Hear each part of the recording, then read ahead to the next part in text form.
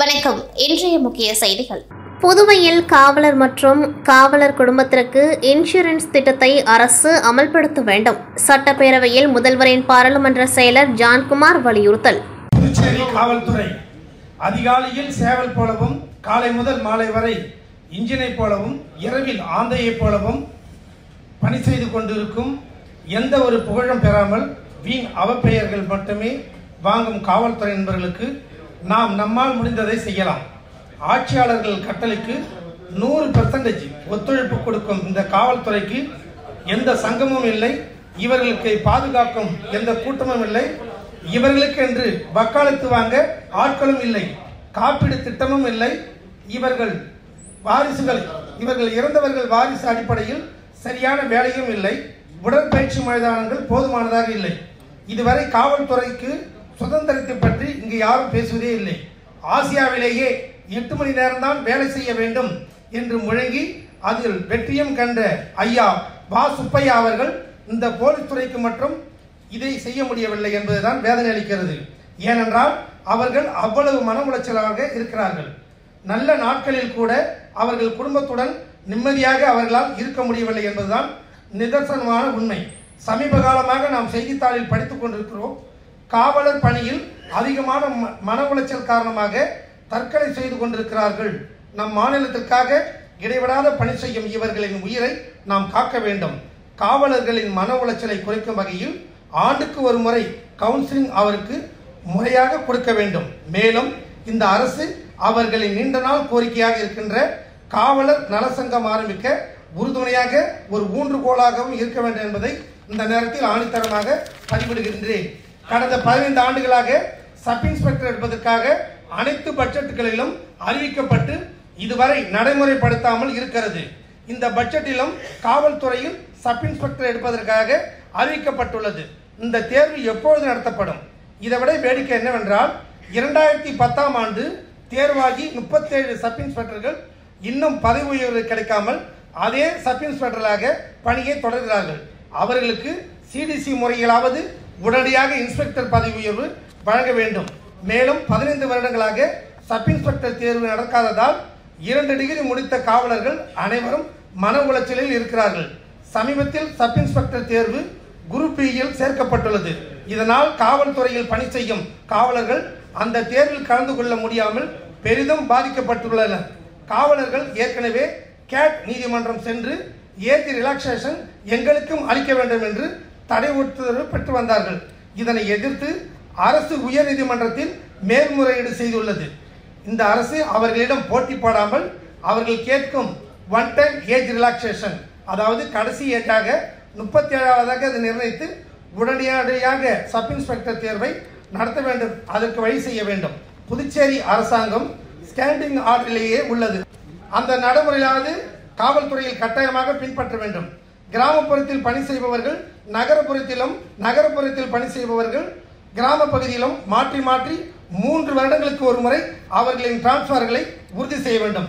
காவலர் பணியில் மரணம் அடைந்தால் அவர்கள் வாரிசுகளுக்கு உடனடியாக பணியிடம் வழங்க வேண்டும். அவர்களுக்கு ஊர்காவல் படை வீரர் பணியிடம் வழங்கக்கூடாது. அவர்கள் என்ன பணி செய்கிறார்களோ அதே பணியை அவர்களுக்கு உடனடியாக வழங்க வேண்டும். சமீபத்தில் நடந்து முடிந்த ஊர்காவல் படை வீரர்களின் தேர்வில் நடந்த குளறுபடியை உடனடியாக அரசு சரி செய்து அனைவரின் பணியையும் உறுதி செய்ய வேண்டும். ஊர்காவல் படை வீரர்கள் ப்ரமோஷன் விஏ பணிக்கு செல்வதை இந்த அரசு தடை உத்தரவு பெற்றுள்ளது. அதனை புதுச்சேரி அரசு கவர்னரிடம் சென்று எடுத்து கூறி அவர்களுக்கு மீண்டும் விஏ பணி கிடைக்க இந்த அரசு உதவிகரம் செய்ய வேண்டும். காவல்துறையில் பணி செய்வது என்பது சாதாரணமான விஷயம் கிடையாது. அவர்கள் செய்யும் தியாகம் ஈடு இணையற்றது. நாம் ஒவ்வொரு நாளும் நிம்மதியாக உறங்க அவர்கள் தான் காரணம். எல்லையில் ராணுவ வீரர்கள் உயிரை கொடுத்து நம்மளை காக்கிறார்கள். அதே போல் நம் மாநில உள்துறையும் நம்மை எப்பொழுதும் பாதுகாப்பில் நம் காவல்துறை சிறந்து விளங்குகிறது. அவர்கள் உடல்நிலை நலத்தை கருத்தில் கொண்டு இந்த அரசு சற்று யோசித்து பார்க்க வேண்டும். அதே போல முக்கியமான விஷயம் என்னவென்றால் காவல்துறையில் தவறு செய்யும் நபர்களை ஆயுதப்படைக்கு அனுப்பாமல் அவர்களை அதர் ரீஜன் மாகி ஏனாம் பிராந்திய பகுதிகளுக்கு டிரான்ஸ்பர் செய்ய வேண்டும். ஏனென்றால் ஆயுதப்படைக்கு அவர்களை இடமாற்றம் செய்யும் போது அங்கிருந்து பாஸ்போர்ட் முறையில் எந்த காவல் நிலையத்துக்கு வேண்டுமானாலும் அவர்களை பணியில் சேர்க்கலாம். இது விதி உள்ளது. இது பலருக்கு தெரியாது. அதனால் அவர்களை அதர் ரீஜன் டிரான்ஸ்ஃபர் செய்தால் மட்டுமே அவர்களுக்கு ஒழுக்கம் வரும். இதையும் சட்டசபையில் இதை நான் தெரிவித்துக் கொள்கிறேன்.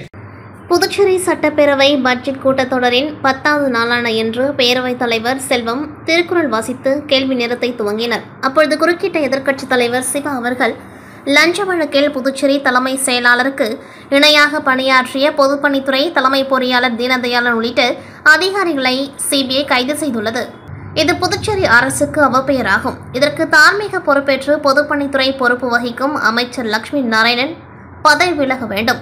இது குறித்து பேரவையில் விவாதிக்க வேண்டும் என்ற கோரிக்கை முன்வைத்தார். அதற்கு பேரவைத் தலைவர் அனுமதி மறுத்தார். இதை கண்டித்து எதிர்க்கட்சித் தலைவர் சிவா, திமுக சட்டமன்ற உறுப்பினர்கள் நாஜிம், அனிபால் கென்னடி, செந்தில்குமார், சம்பத், நாக தியாகராஜன், காங்கிரஸ் சட்டமன்ற உறுப்பினர்கள் வைத்தியநாதன், ரமேஷ், பரம்பத் ஆகியோர் பேரவையின் மைய மண்டபத்தின் நடுவில் அமர்ந்து தர்ணாவில் ஈடுபட்டனர்.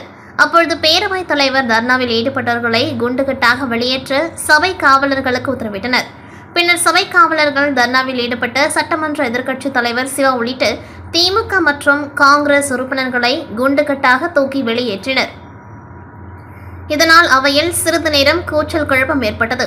பின்னர் செய்தியாளரிடம் பேசிய எதிர்க்கட்சித் தலைவர் சிவா அவர்கள் புதுச்சேரி பொதுப்பணித்துறை தலைமை பொறியாளர் தீனதயாளன், செயற்பொறியாளர் ஆகியோர் ரூபாய் 7 கோடி ஒப்பந்தத்திற்கு லஞ்சம் வாங்கிய பொழுது காரைக்காலில் சிபிஐ அதிகாரிகளால் சுற்றி வளைத்து கைது செய்யப்பட்டுள்ளனர். இது புதுச்சேரி மக்கள் மத்தியில் அதிர்ச்சி ஏற்படுத்தியிருக்கின்றது. காரைக்காலில் ஒரு ஒப்பந்த பணிக்கு இவ்வளவு முறைகேடு நடந்திருக்கின்றது. தலைமை பொறியாளரின் பணிக்காலத்தில் மேற்கொள்ளப்பட்ட பணிகள் அனைத்தும் ஆய்வுக்கு உட்படுத்த வேண்டும். இந்த விவகாரத்தில் புதுச்சேரி அரசு என்ன செய்ய போகின்றது என்று மக்கள் எதிர்பார்க்கின்றனர். அதற்காக தான் பேரவையில் விவாதிக்க அனுமதி கோரினோம். ஆனால் பேரவைத் தலைவர் ஆளும் அரசுக்கு ஆதரவானவர் என்பதால் அதற்கு அனுமதி அளிக்கவில்லை. அனுமதி அளிக்க வலியுறுத்தி தொடர்ந்து திமுக, காங்கிரஸ் உறுப்பினர்கள் தர்ணாவில் ஈடுபட்டோம். அதற்கும் செவிமடுக்காத பேரவைத் தலைவர் எங்களை குண்டுகட்டாக தூக்கி வெளியேற்ற உத்தரவிட்டார். அதன்படி நாங்கள் சபை காவலர்களால் வெளியேற்றப்பட்டோம். பொதுப்பணித்துறை தலைமை பொறியாளர் அலுவலகம் சீல் வைக்கப்பட்டுள்ளதால் பொதுப்பணித்துறைகளில் அனைத்து பணிகளும் முடங்கி போய் உள்ளது. பேரவையில் அத்துறை சம்பந்தமாக எழும் கேள்விக்கு யார் பதிலளிப்பார்கள்? ஆகவே பொதுப்பணித்துறைக்கு அமைச்சராக இருக்கும் லட்சுமி நாராயணன் தான் தார்மீக பொறுப்பேற்று ராஜினாமா செய்ய வேண்டும் என்று கோரினோம். எங்கள் கோரிக்கையை மதிக்காமல் சபையை தொடர்ந்து நடத்துகின்றனர். இதையெல்லாம் மக்கள் பார்த்து கொண்டிருக்கின்றனர். அதிகாரிகள் மக்கள் பணத்தில் உண்டு கொழுத்து சாப்பிடும் நிலை ஏற்பட்டிருக்கின்றது. தவறு செய்யும் அதிகாரிகள் மீது கடும் சட்டம் இயற்றி தண்டிக்க அரசு தவறிவிட்டது. இந்த விவகாரத்தில் நீதி கிடைக்கும் வரை நாங்கள் தொடர்ந்து போராடுவோம். இது தொடர்பாக துறை அமைச்சர் ராஜினாமா செய்ய கோரி போராட்டம் நடத்துவோம். பொதுப்பணித்துறையில் நடைபெற்ற பணிகள் குறித்து வெள்ளை அறிக்கை வெளியிட கேட்போம். குறிப்பாக தரமாக இருந்த புதிய பஸ் பேருந்து நிலையத்தை இடித்துவிட்டு மோசமான நிலையில் பல கோடி செலவு செய்துள்ளனர். ஆனாலும் மக்கள் பயன்பாட்டுக்கு கொண்டு வர முடியாத நிலை உள்ளது. பொதுப்பணித்துறை மற்றும் ஸ்மார்ட் சிட்டி திட்டத்தில் பல குளறுபடிகள் நடந்துள்ளது. தொடர்ந்து சிபிஐ நடவடிக்கை கண்காணித்து அதற்கு தகுந்தாற்போல் எங்களின் போராட்டம் இருக்கும் என்றும் இவ்வாறு அவர் தெரிவித்தார்.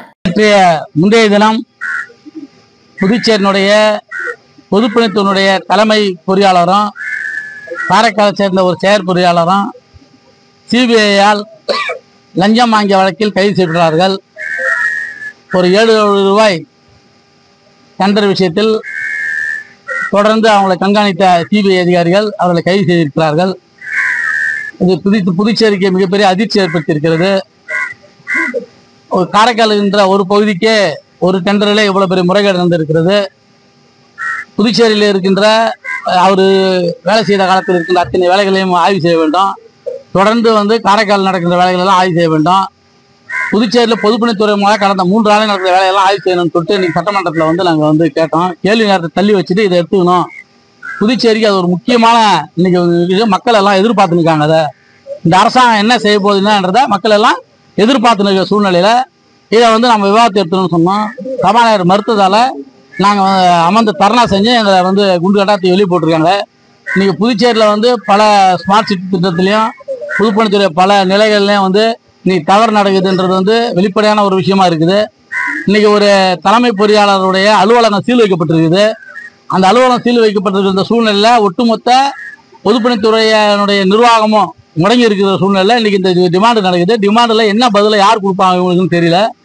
புதுச்சேரியில் இருக்கின்ற அதிகாரிகள், நேர்மையான அதிகாரிகள் பயந்து போயிருக்காங்க. இன்னைக்கு இதை ஒரு முக்கிய அலுவலாக எடுத்துன்னு பண்ணணும். அமைச்சரை ராஜினாமா செய்ய சொல்லி நாங்கள் கேட்குறோம். இந்த பொதுப்பணித்துறை அமைச்சரை அவர் பொறுப்பேற்று ராஜினாமா செய்யணும், முதல்வருக்கு பொறுப்பேற்றுக்கணும்னு சொல்லியிருக்கிறோம்.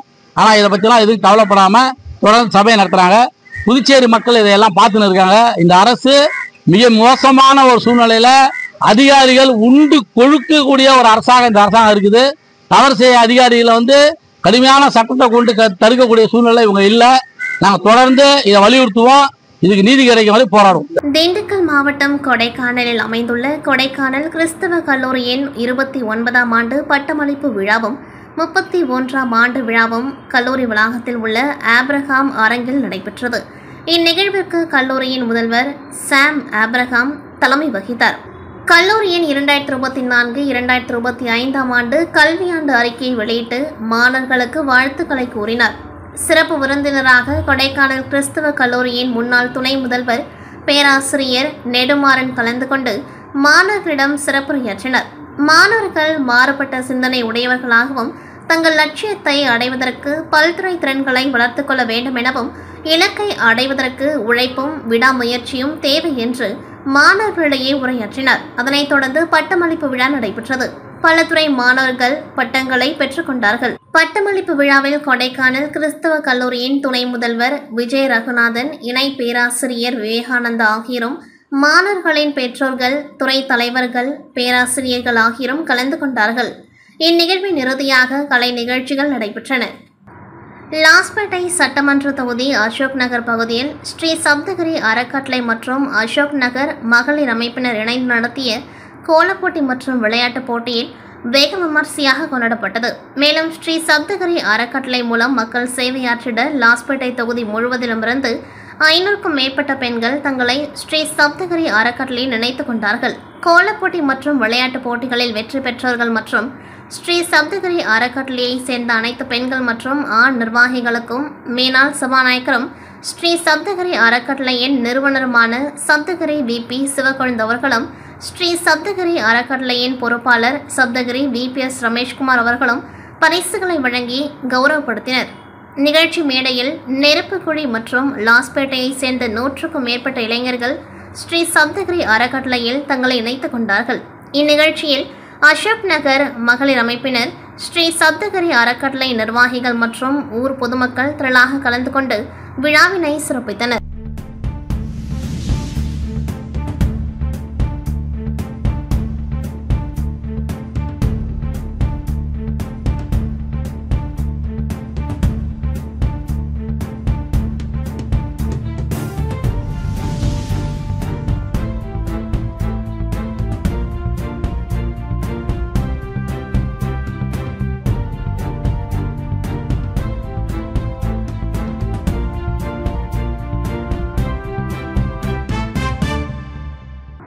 தமிழகத்தில் 2 நாட்களில் 7 கொலைகள் நடந்தது. இதுவே சட்ட ஒழுங்கிற்கு எடுத்துக்காட்டாக இருப்பதாக தமிழக வெற்றிக் கழக பொதுச் செயலாளர் புசியானந்த் கருத்து தெரிவித்துள்ளார்.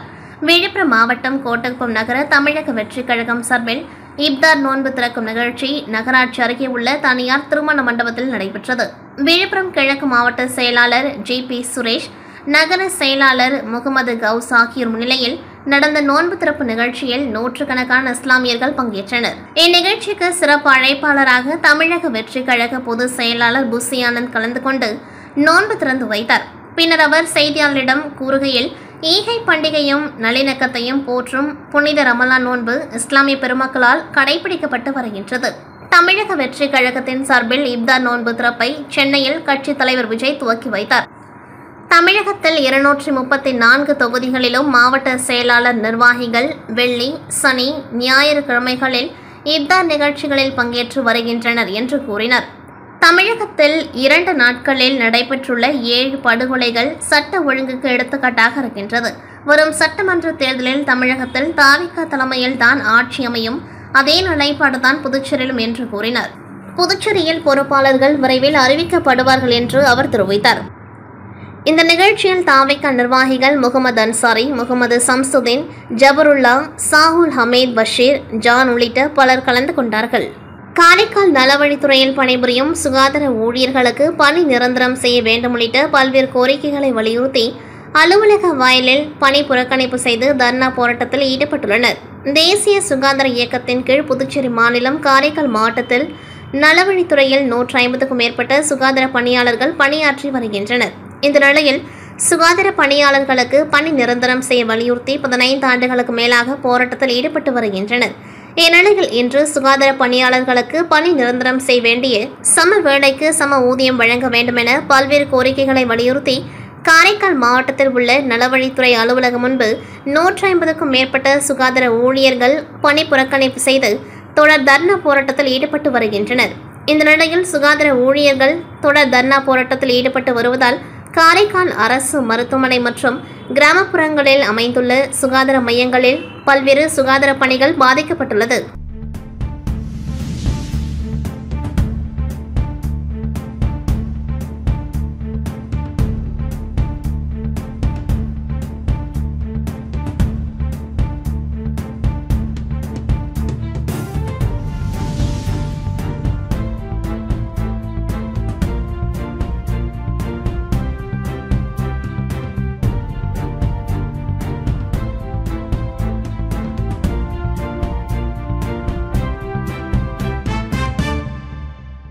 புதுச்சேரியில் தந்தையை மட்டுமே பெற்றோராக கருதி ஜாதி சான்றிதழ்கள் வழங்கப்பட்டு வருகின்றது.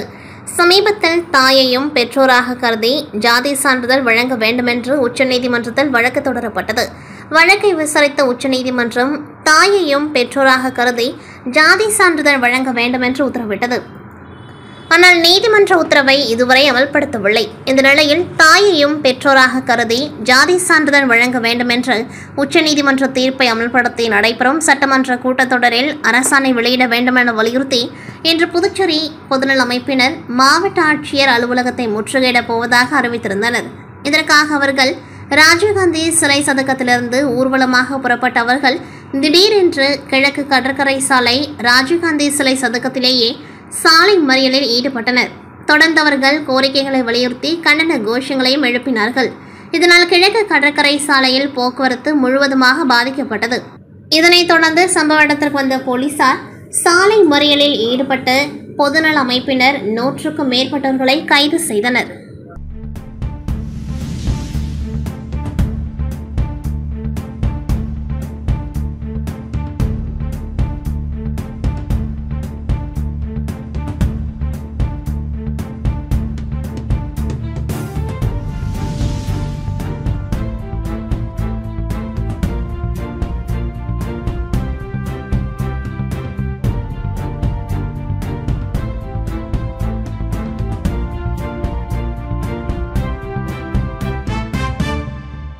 புதுச்சேரி பொதுப்பணித்துறையில் கடந்த 2015 மற்றும் 2016ஆம் ஆண்டு பணியில் அமர்த்தப்பட்ட சுமார் 2642 ஊழியர்களை சட்டமன்ற பொதுத் தேர்தலை காரணம் காட்டி தேர்தல் துறை அறிவுறுத்தலின்படி புதுச்சேரி அரசானது பணியமர்த்தப்பட்ட ஊழியர்களை பணி நீக்கம் செய்தது.